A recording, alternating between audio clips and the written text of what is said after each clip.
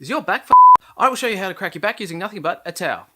Roll up your towel nice and tight, and we're going to position it on our mid-back. So just bring it through like this, so it's sitting somewhere like that. Now we'll lay down on the floor, grab it with both hands, and then help yourself down so you don't face plant. If you do,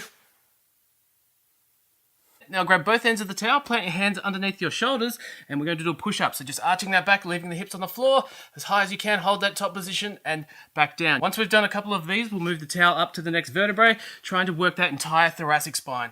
So there you go. Follow for more or not, I'm not your boss.